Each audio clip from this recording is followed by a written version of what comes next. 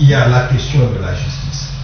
Au sein de la justice, il y a des choses qui évoluent bien, mais la mentalité fondamentale des corruptions demeure. Toutes les décisions, je peux me permettre de le dire, parce que le président lui-même l'a dit, que notre justice est corrompue. Si lui déjà, qui a des informations de tous les niveaux, l'affirme, nous ne pouvons que dire la même chose. Alors, puisque vous parlez de la justice, en lisant également vos tweets, notamment dans l'affaire Boukanda Lonzo, dans l'affaire Mapon, où il est aujourd'hui poursuivi, je sens que vous estimez que la justice n'est pas tout à fait correcte. Vous décrivez la manière dont cette situation est gérée. Expliquez-nous en tout titre. D'abord, il y a une question sur laquelle nous avons une constance à la ZADO. C'est que tout mandataire, quand il y a des problèmes qui se posent dans la société, dans l'entreprise, dans les projets qu'il a gérés, il a l'obligation de rendre des comptes. Et nous disons, pour ce qui concerne M. Matata, notre ancien Premier ministre, que s'il y a des problèmes sur Boukanda Lonzo, il a des devoirs de redevabilité. Et ce devoir, à l'époque, il pouvait le faire devant l'Assemblée nationale. Aujourd'hui, ce n'est plus possible. La justice, ça nécessite. Ce qui n'est pas quelque chose de nouveau. Et on ne dit pas non plus que parce qu'il y a un dossier judiciaire contre un citoyen, qu'il est vraiment dedans. Ça veut dire qu'il est déjà coupable. Non, la présomption d'innocence existe. Il peut démontrer, preuve à l'appui, que les griefs portés contre lui ne sont pas fondés.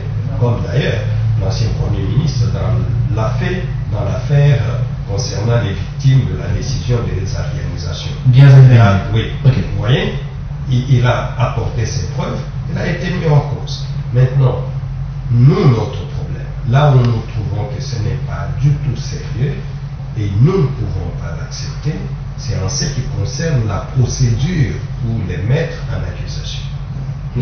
La procédure pour vous, elle est entachée d'irrégularité? Bien sûr. À quel niveau? Comment ça? Voyez-vous, on n'arrête pas, on ne met pas en cause un sénateur comme on le ferait de vous et de moi.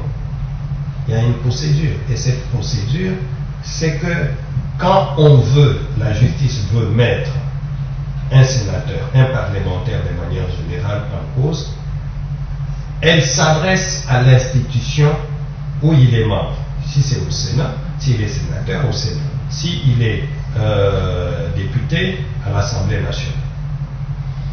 Et dans le cas de l'affaire Boukanda Lonzo, le procureur s'était adressé, n'est-ce pas, au Sénat. Et la décision du Sénat était claire. Qu'on ne pouvait pas lever les immunités de M. Matata pour cette affaire-là. Donc, on estime qu'à ce niveau-là, on ne peut pas le mettre en cause. C'est aussi clair que ça. Pourquoi? Mais tout simplement parce que l'autorisation n'a pas été donnée par le Sénat. Ah, donc vous faites allusion au refus du Sénat. Ah oui.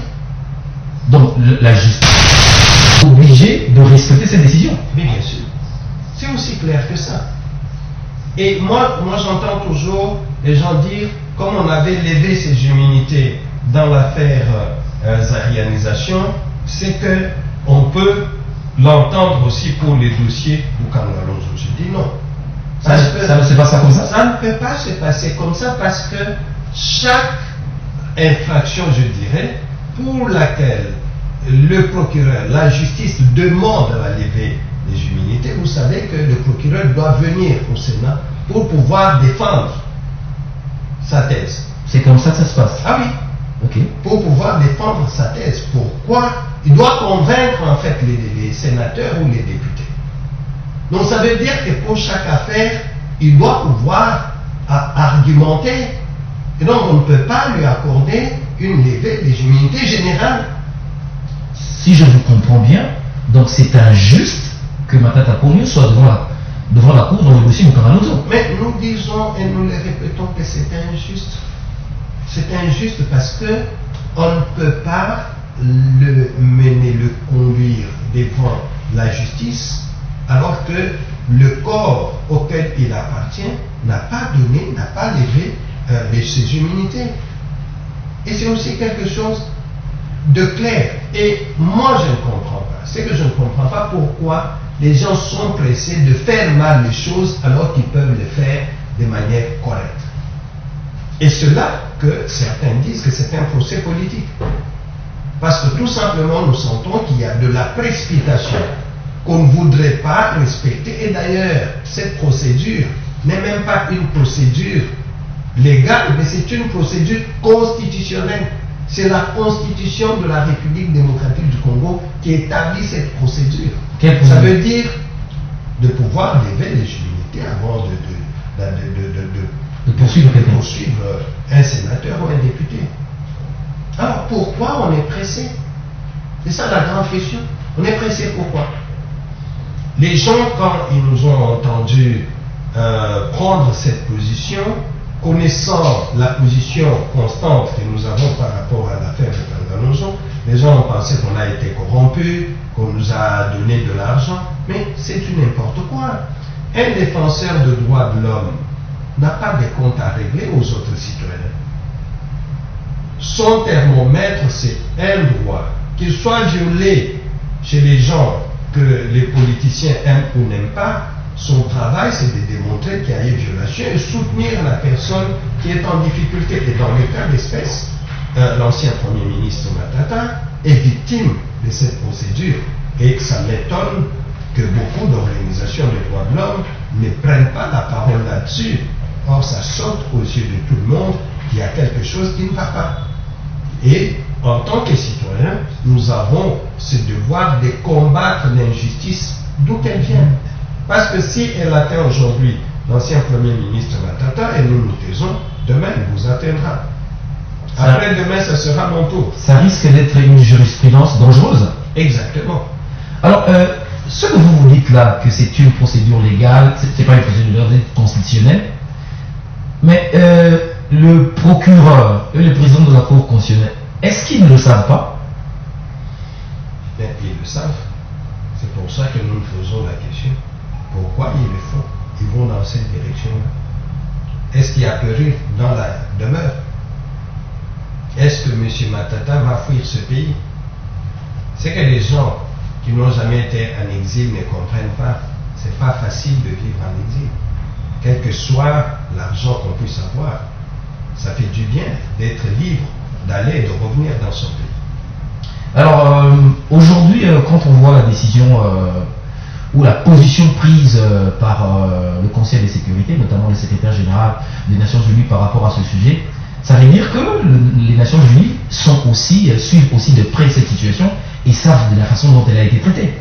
Non seulement que les Nations Unies suivent, si elles interviennent, c'est qu'elles constatent qu'il y a quelque chose qui ne va pas.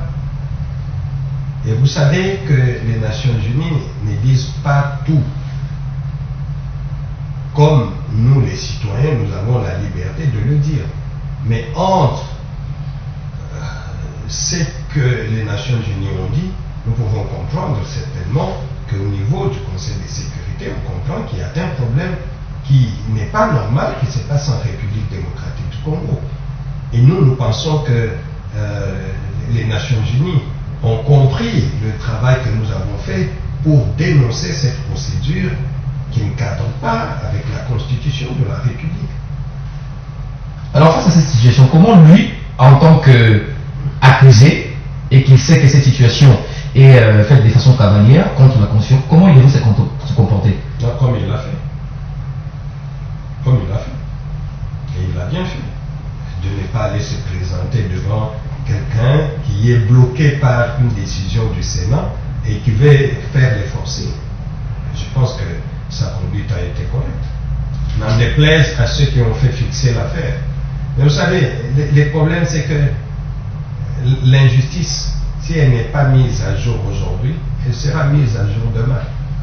Et les gens finiront par comprendre que les décisions qui ont été prises par rapport à cette affaire n'étaient pas des décisions prises pour servir la République, mais pour tout simplement mettre certains citoyens en difficulté, et ça c'est très dangereux. Et pourquoi on les met en difficulté? Mais voyez-vous, M. Matata, il a été lui-même empoisonné.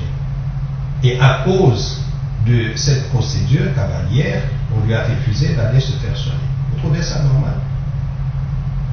Vous trouvez ça normal? Donc, ce n'est pas normal. Parce que le droit à la santé implique qu'un citoyen soit libre d'aller se faire soigner où il veut. Donc, en quelque sorte, on veut la mort de M. Matata. Et pour quelle raison? Il n'y a pas de raison.